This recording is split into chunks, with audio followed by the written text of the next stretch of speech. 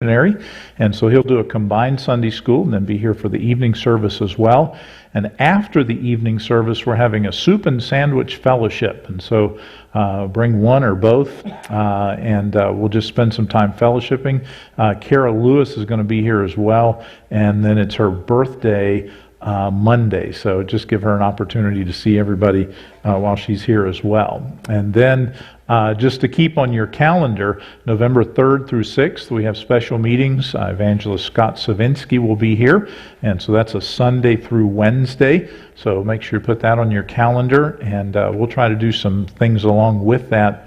We have some meals planned and some other things, so try to be here for those if you possibly can.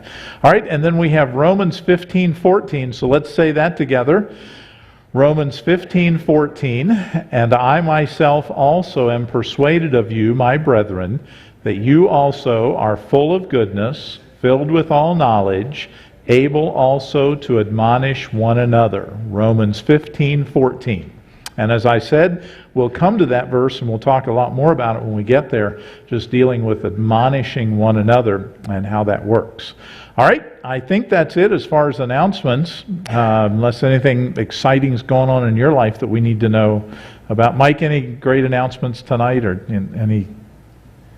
Well, I think I got him. No, nothing, just life's going, huh? I got hurt at work for the first time, and I did it behind a desk, not on the factory floor. You got hurt at work? I hurt my finger. You got a splinter in your finger from the pens? Yeah. And now everybody makes fun of me because I got hurt at the desk. There's never been an injury in the commercial history. Okay. Yeah, well, you get the record then. Yeah. All right, Romans 11.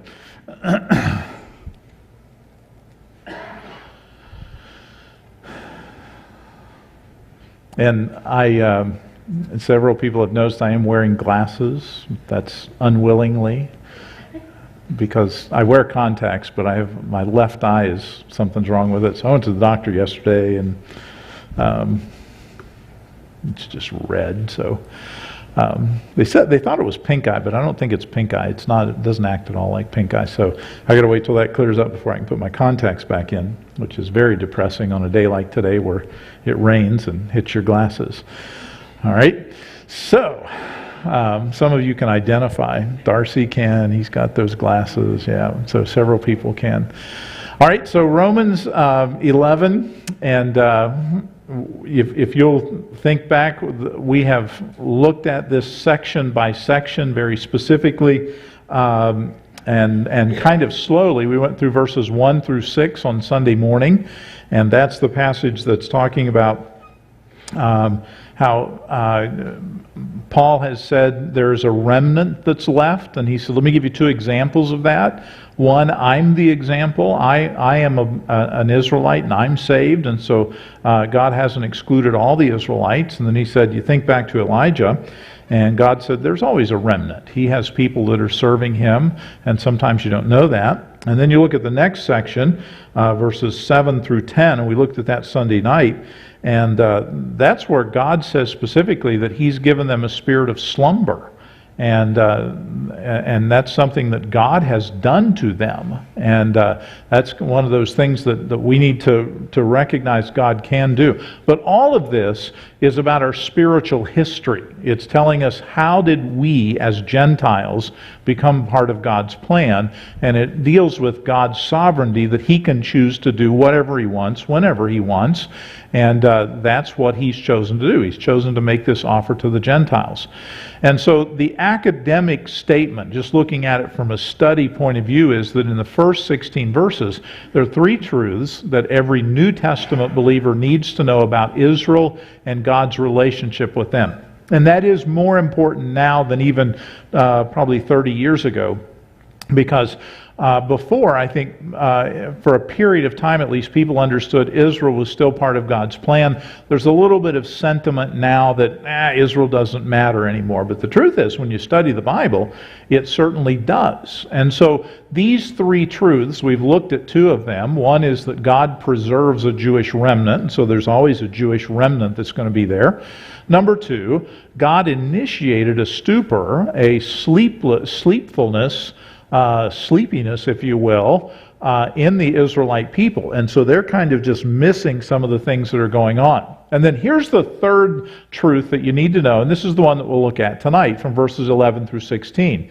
And that is that God will not let Israel fall completely.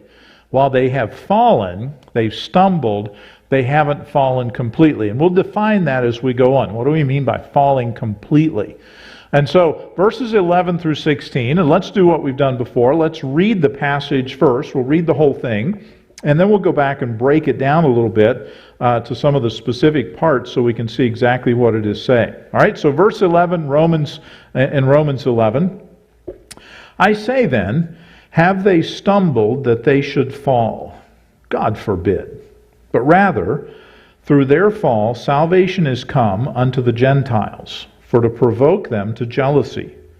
Now if the fall of them be the riches of the world, and the diminishing of them the riches of the Gentiles, how much more their fullness? For I speak to you Gentiles, inasmuch as I am the apostle of the Gentiles, I magnify mine office. If by any means I may provoke to emulation or jealousy them which are my flesh, and might save some of them. For if the casting away of them be the reconciling of the world, what shall the receiving of them be, but life from the dead? For if the first fruits be holy, the lump is also holy. And if the root be holy, so are the branches. Now, at first, when we just read through that, you have to kind of go, whew, I don't know that I got a whole lot of that. And that's because this is intended to really think through. He wants you to really mull this over and make sure that you understand his point. It's not a light teaching that he's into right here. And so, let's go back to verse 11. And I'm going to put it up here in the New American Standard. And he starts by saying, I say then, they did not stumble so as to fall, did they? And then may it never be. Now you'll notice that I put something else in there, because this may help you. I say then, they did not stumble so as to fall, and you might help yourself by making a note, irretrievably, or beyond recovery. So he says, Israel hasn't fallen to the place where they're irretrievable, have they? Or they're beyond recovery. Have they gone into this stupor and fallen away so that they're lost? They've fallen and can't get up and will never get up. And that's when he comes back with this phrase, may it never be. Now, I've mentioned this phrase several times as we've gone through Romans. Here's your quiz tonight. How many times does he use that statement? Does anybody remember? I haven't mentioned it very often, but a couple of times I've told you. 4, Wrong. 7, 8, 3, 11. You skipped it. You got 14? No? 10. There you go. Who said that?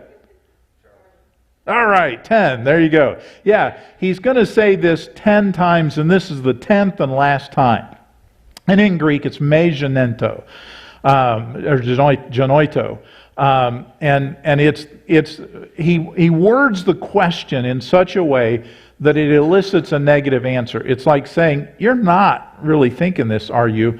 And then when he says, may it never be, I think the equivalent for us would be, you got to be kidding. How could you think that? I mean, why would you come to that conclusion? And that's really what he's saying.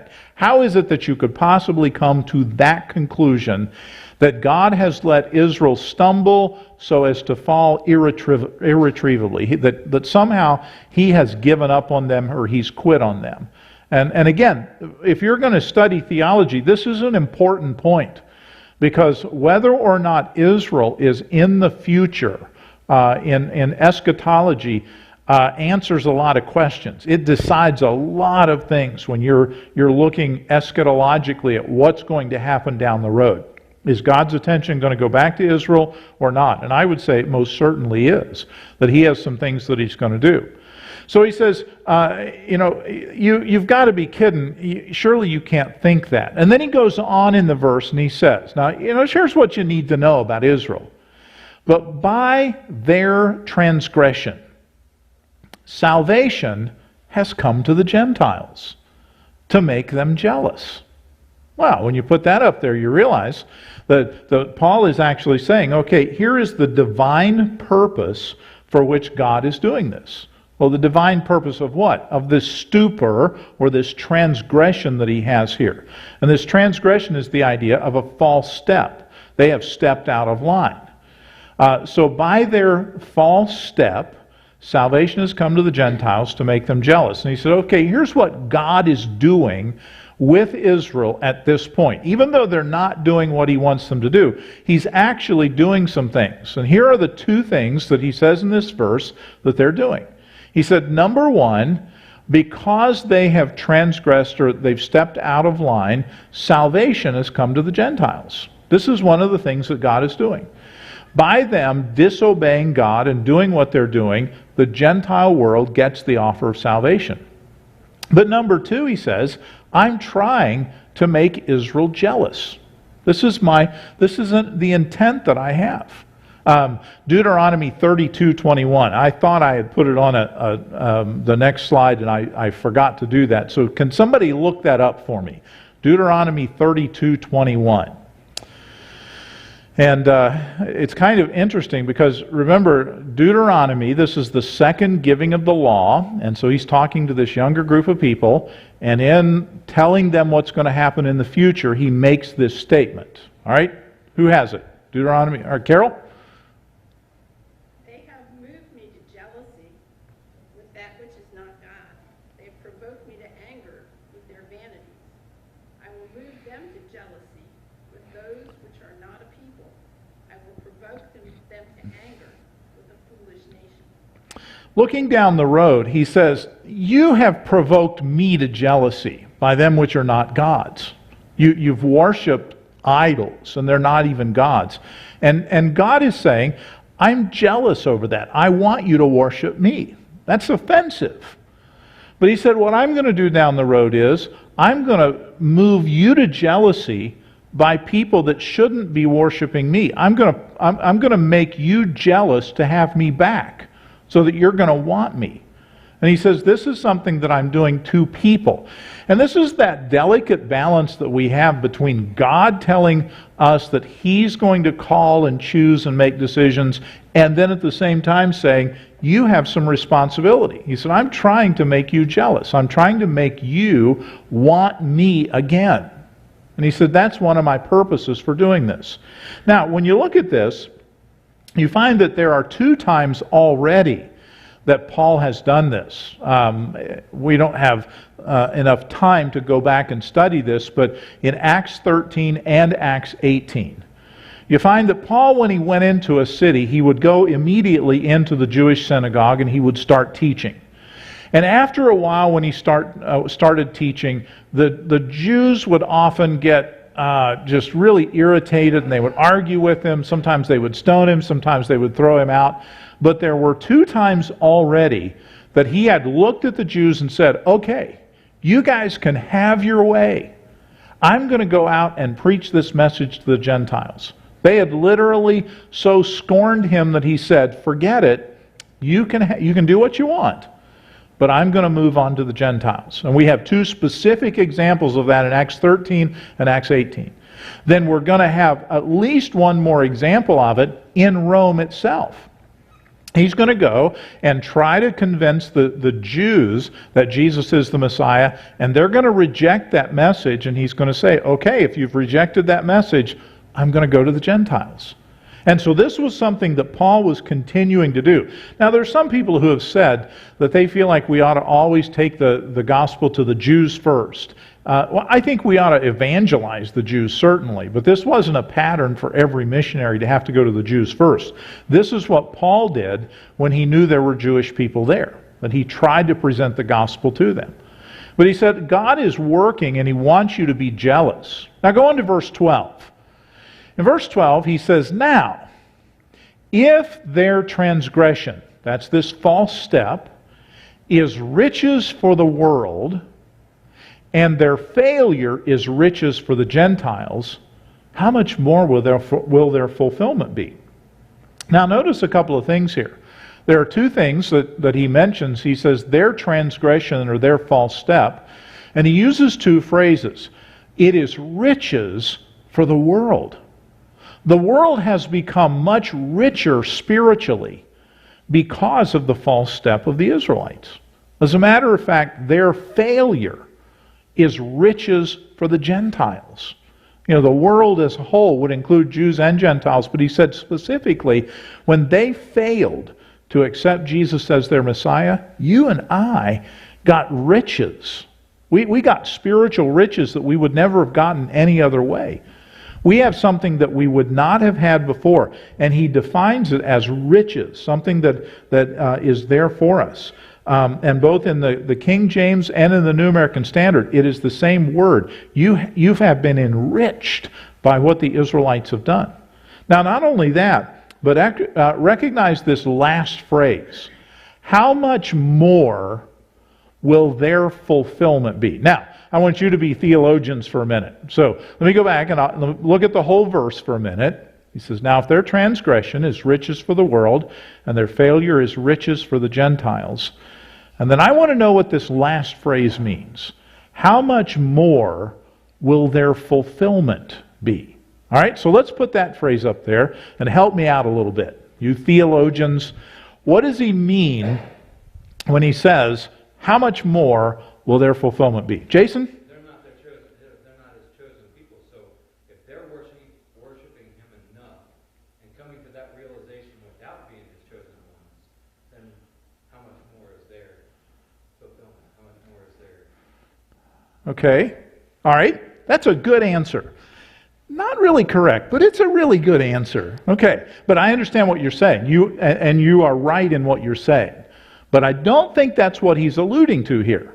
Todd? I'm going to take a stab and say that having been exposed to the preaching of Christ and rejected him, and now the gospel going to the Gentiles, if that is riches for them, how much more for the Jewish person who, having been put in a position of standing on the sidelines, sees the truth and comes to Christ. Ah. How great is that?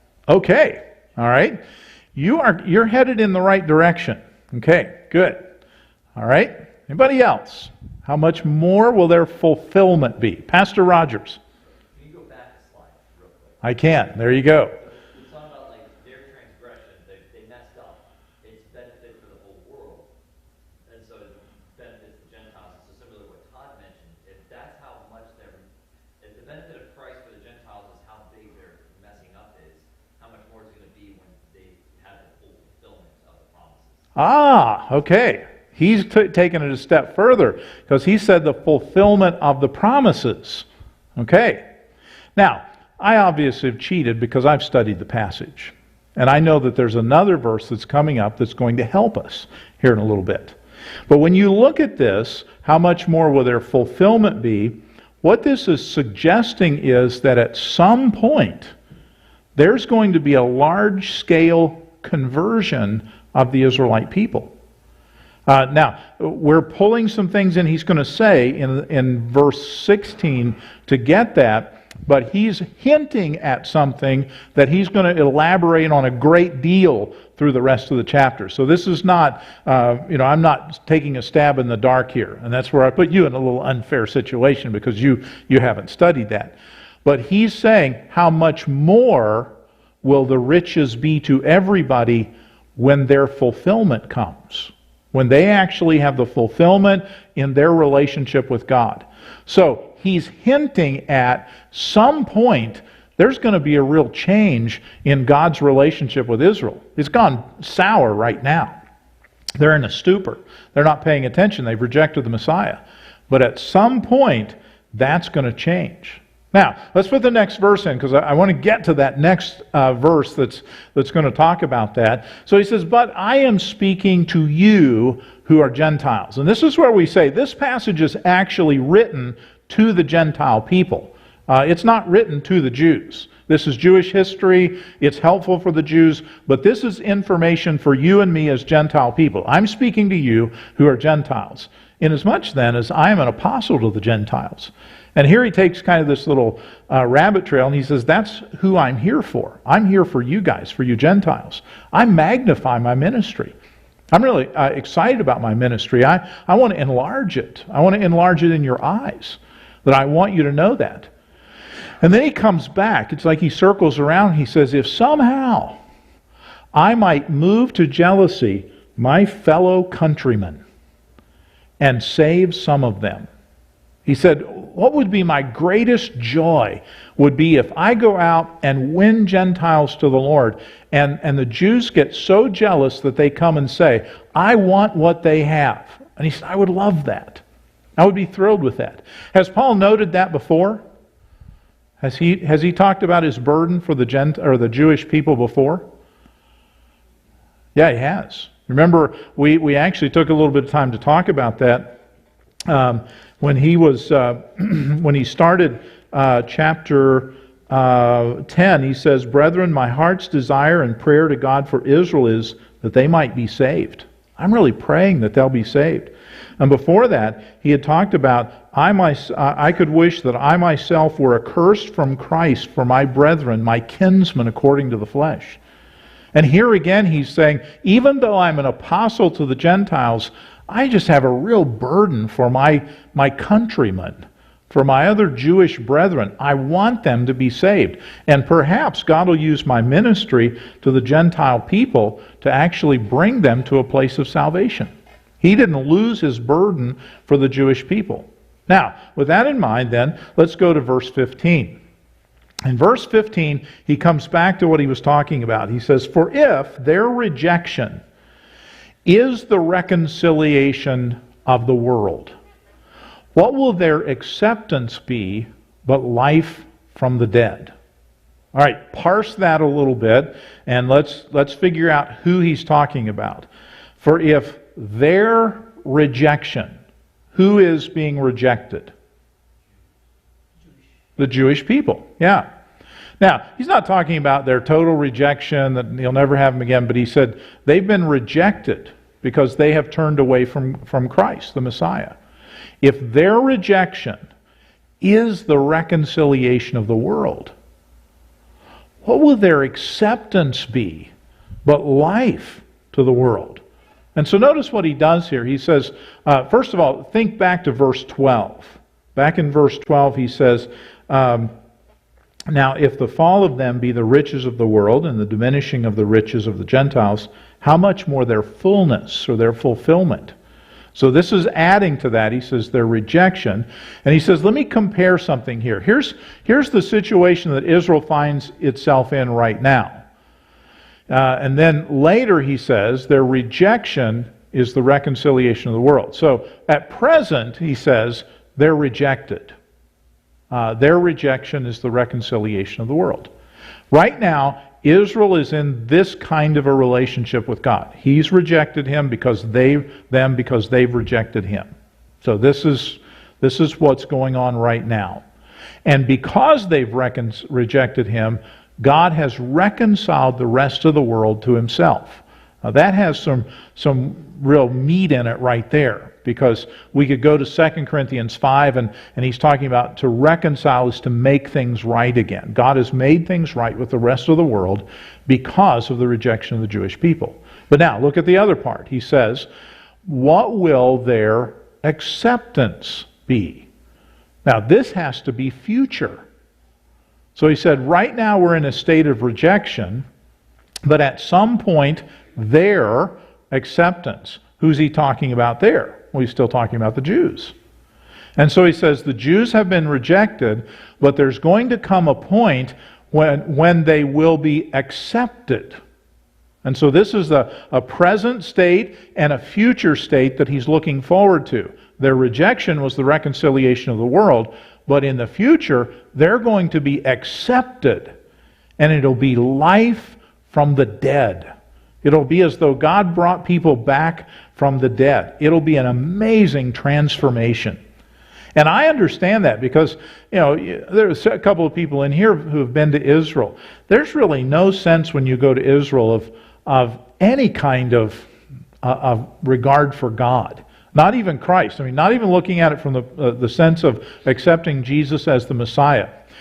You go to the Temple Mount, go to the Wailing Wall, and you have the devout Jews that go in there and they do their rituals. But out on the streets, you really don't have any sense of reverence. It's a very secular, materialistic society, and there isn't any sense of godliness. It's not a bad group of people, but there's not a sense of worshiping God. And so when you see this and think God is going to bring His people back to Himself, it is like there's going to be, people are going to be brought back as alive from the dead, because there doesn't seem to be a lot of life there right now. But God said, right now I've rejected them, but there's going to come a point when I accept them. Now, here's the last thing that He does. He says, okay, let me illustrate and move to another truth that you Gentiles need to understand. If the first piece of dough is holy, the lump is also. And if the root is holy, the branches are too, or are also. Okay, so help me understand this. What does he mean when he says, if the first piece of dough is holy, the lump is holy? What is he referring to here? What's he talking about? Anybody want to take a stab at that? I won't say you're wrong. I might say you're kind of wrong, but yeah. Anything come to your mind? Think Old Testament for a minute. What were they required to do every time, whenever they had a harvest? They had to make leaven and unleavened bread, right? What? Say that again? I said, didn't they have to make leaven or unleavened bread? Okay, and then what did they have to do with it? Todd? Well, the law required them to tithe on that. Yes. Okay. Yeah.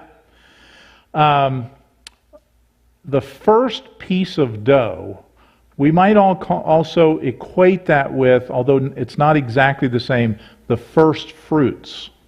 What were the first fruits? We talked about that earlier in Romans. What were the first fruits? Just what are they? What are the first fruits? It's the best of your harvest. Okay, it's the best of your harvest. It's the first thing you get off the tree. And it belonged to the Lord. You were to give it to the Lord. When they had the wheat harvest, they were supposed to give the first of it to the Lord. They were to make a cake of dough, or make the dough, bake the bread, and then that was given to the Lord. And what he's doing here is he's actually going to give two illustrations of the temporary nature of the rejection. And so when I said to you earlier, I've studied this so I know what's coming, this is actually the theme for the rest of what we're going to study. He says, I want you to understand how you Gentiles got in this and how it's a temporary state. And so he said, one illustration I'm going to give you is going to be, I'm just going to mention it and then we're going to move on. The other illustration I'm going to elaborate on. And he's going to elaborate in detail on that illustration. So here's the first one. If you were to go back to Numbers 15, I've got it up here on the screen, but you could actually start and read a little bit further. But if you go to Numbers 15, here's what he says. From the first of your dough, that's the cake that you're going to make from the wheat harvest. From the first of your dough, you shall give to the Lord an offering throughout your generation. And so every year, they were to come and they were to give from the first of their wheat harvest to make a cake, and they were to offer that to the Lord. That was their offering. And when he comes to the New Testament then, Paul makes an inference from that. He says, if the first piece of dough is holy, the lump is also. All right, what's he mean when he says the lump is also?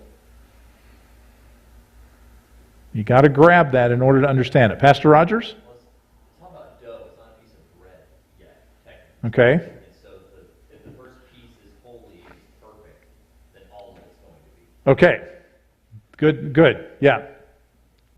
He's kind of alluding to, you moved and I almost called on you. He's alluding to the fact that you're recognizing that if I give this first piece of the dough, pull this one piece out of it and dedicate it to the Lord, the whole thing is recognizing Him. It's all His. Everything that comes after that is His as well. It's holy. So the whole thing is holy. By beginning with something holy, you'll end with something that's holy. And this is something that you and I don't grasp as well because we don't do the first fruits and we don't do the offerings like they did. But they would have grasped that. The people would have understood that he was alluding to this Old Testament passage and saying, if the first fruit is holy, the first piece is holy, then the rest of it will be also. Then he goes to the next part of this and he says, and if the root is holy, the branches are too. So, what's he mean by that? This one's probably a little easier to understand. But how would you explain this phrase? If there's no root, there would be no branches. If there's no root, there will be no branches. Exactly. Yeah. How much are the branches dependent on the root? Completely. I mean, as Jesse said, if there is no root, there is no tree. And so whatever's in the root is responsible for what the tree is. And so if the root is holy, then the branches are too. What's unseen underneath is vital. And if that is holy, then what's above it is holy as well. Now, Carol?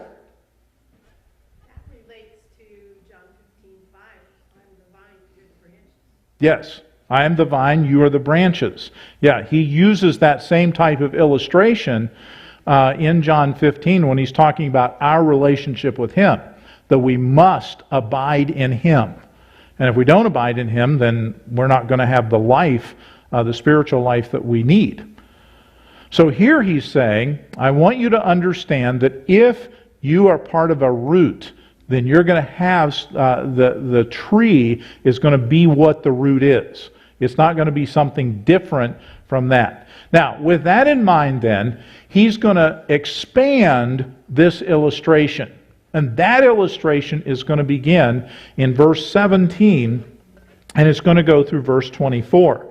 And it's an illustration of somebody being grafted into a tree. So I want you to read that with me. We're not going to study that today. Look at verse 17. So he said, if the roots is holy, so are the branches. Look at verse 17. And if some of the branches are broken off, or be broken off, and thou, being a wild olive tree, wert grafted in among them, and with them partakest of the root and fatness of the olive tree, boast not against the branches. Now just stop there for a minute. I don't know if you remember, but I mentioned something probably Sunday night, that there's really a point that Paul hasn't gotten to here until he gets to this point. And that is that the Gentiles should never boast about what they have done to become God's people. And they can't boast against the branches. Now, who is the olive tree then? What is the olive tree representing? Todd? In the grand sense,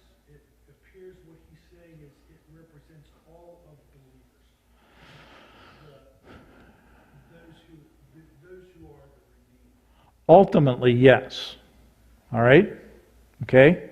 Carol, what were you going to say? I already forgot. God's people is what I was going to say. Okay, God's people. Okay. Todd? Not in this case, okay? Yeah, keep it in the context. I understand that the tree could be God, but in this case he's saying something else. Chosen people. What is it? Chosen people. Okay, chosen people. I'm still looking for a very specific. Rebecca? Well, God's the root, the branches are your people, and being wrapped around the Gentiles. Okay, that's a great answer, and you are almost correct. Rebecca? Maybe you should sit by Carol. Who's the tree? All right? The tree is Israel. Ah, the tree is Israel. Correct. He's the pastor star. Well, you know. All right? We're going to look at this again Sunday. What's the root? This is a little harder. If you know the tree is Israel, what is the root? Or what are the roots?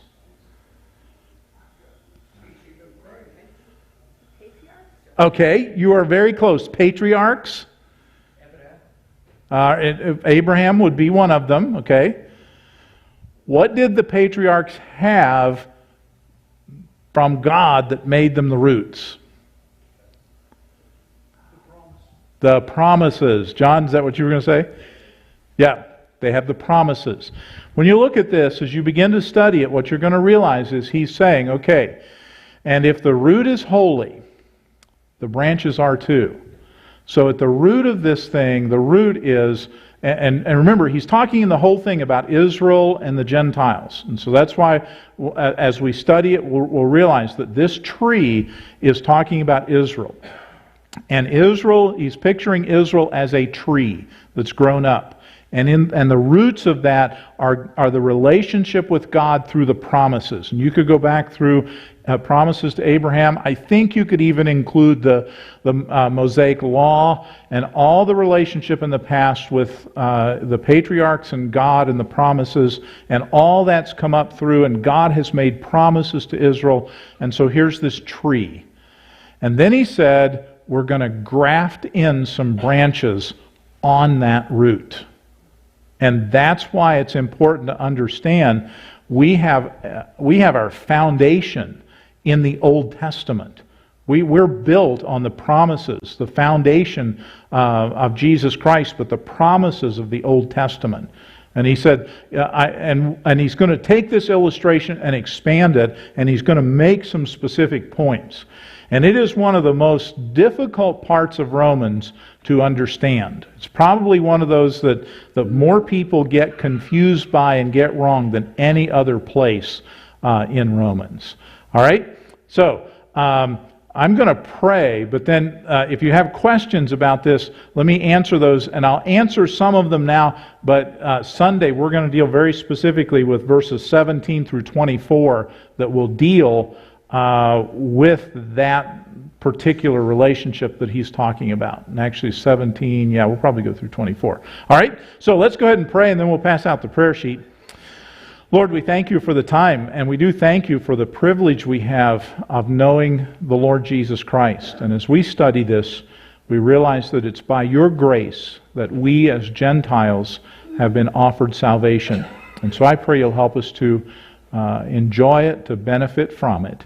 In Jesus' name,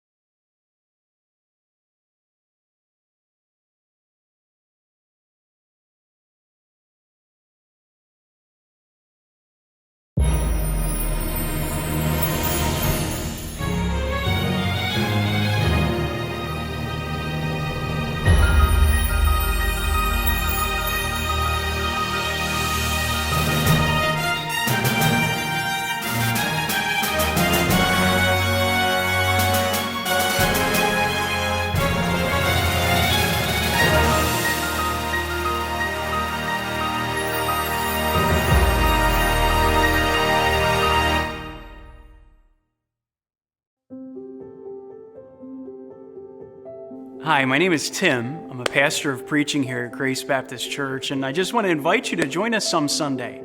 I know you'll find a warm group, a family of Christians that will embrace you and help you to grow in your Christian faith. We're actually right in the middle of Queens, Forest Hills, and just like Queens, our church is very diverse as well. People from all over the world, many different ethnicities, languages, food, and even situations, life, ages, all kind of mixed together to form a healthy, vibrant body. And we wanted you to join with us. It's interesting how the church is kind of like made up of all these different jewels, right? We all have these different backgrounds that we bring to the table, and the Lord is shaping us, fashioning us to what He wants us to be. And He wants to shape you as well. He may use a chisel. He may use pressure, and sometimes that doesn't feel so good. But it's all to make you more like Jesus.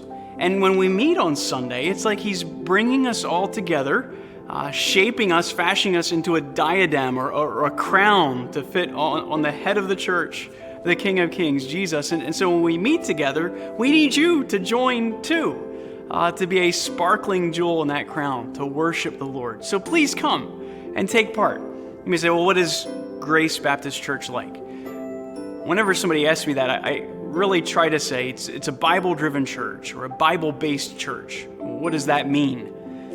Well, if you were to ask one person what they would want in a church or another person what they would want in a church, you'd probably get two different solutions or answers to the question, what do you want in church? And what we've tried to do is ask the question, what does God want in church? And of course, we know the answer to that would be in the Bible. And so that's really what should shape and fashion our church, right? We're not trying to create an entertainment venue or concert or circus, but a church of serious people that want to grow in their faith. And I really believe that's what we're seeing the Lord do here.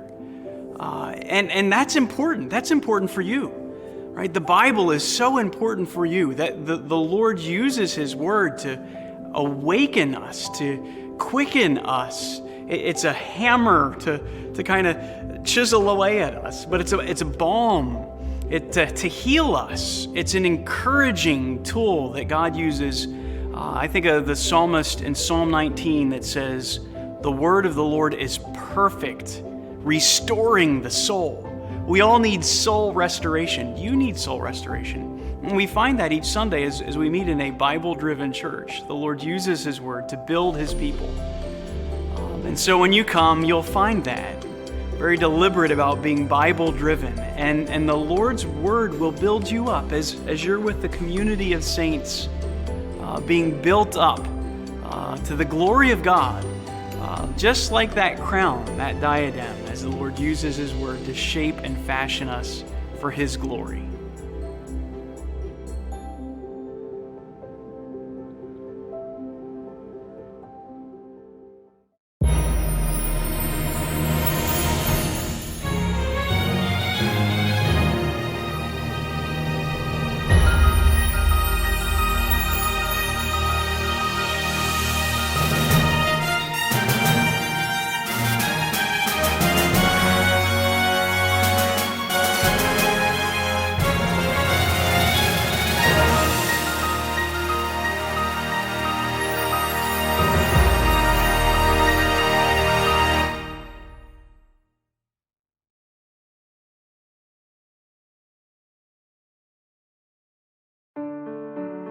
They say a picture is worth 1,000 words, and I'm hoping that this video will be worth 1,000 words on this webpage. Hi, I'm Pastor Wright from Keystone Baptist Church. Thank you for taking the time to visit our website today. Unfortunately, words on a page can only do so much to give you a feel for a church. There's no substitute for actually visiting. You probably already know that. But sometimes walking into a strange place with people you don't know is a little intimidating. That's why we've created this video. I want to give you a visual tour of what to expect when you're our guest here at church. When you arrive at the church, you can park in either the front or the back parking lot, but you'll probably end up parking in the back parking lot because there are more spaces here. From that parking lot, look for the wide sidewalk that'll lead you into the west wing. The west wing doors will take you into a hallway that'll take you to the foyer, and in that foyer is an information desk. There'll be somebody at that information desk that can help you get your children to Sunday school, the nursery, or wherever else you need. Don't forget, anytime during the process of coming in, our church family will be happy to help you. Just ask somebody. They'll point you in the right direction. Families are always concerned about the care for their children. When you arrive here at the information desk, one of our church members will either be behind this desk or right outside the desk. They'll help you get to the right place. On Wednesday night, we have our Patch Club, Keystone Kids, and Royalty Club. Those young people will go to the different areas, and then the adults will be here in the auditorium for the Bible study. Now, for those of you who have young children, our nursery is down the hallway on the east wing. As you go down that hallway, you'll find that there are two doors. If you go to the last door, there's a procedure for picking up and dropping off your child. When you pick up and drop off your child, our nursery workers will give you some information and they'll answer your questions for you. Those workers rotate from service to service under the direction of Mrs. Skidmore. Now, I know, because I'm the father of 3 children, that the last thing you want to hear is your child crying when you leave. But that's a normal thing. When you leave the nursery, you'll be given one of these. It is a parent pass, and it's a pager.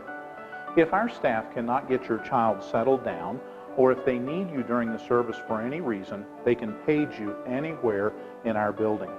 Rest assured, making your children feel comfortable is one of our highest priorities. Our Sunday morning service begins at 10 o'clock with traditional hymns, Bible reading, prayer, and then a Bible-based message. When I get up to begin the message, I will dismiss those who are 3 years old through the 3rd grade to go to our junior church program.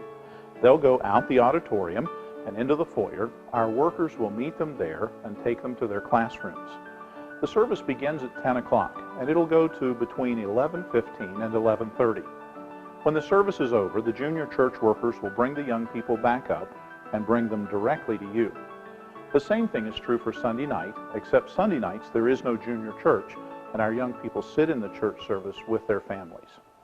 There's a lot more that I would like to show you, but we're about out of time. We'll put some more clips at the end of this video if you have time to watch them.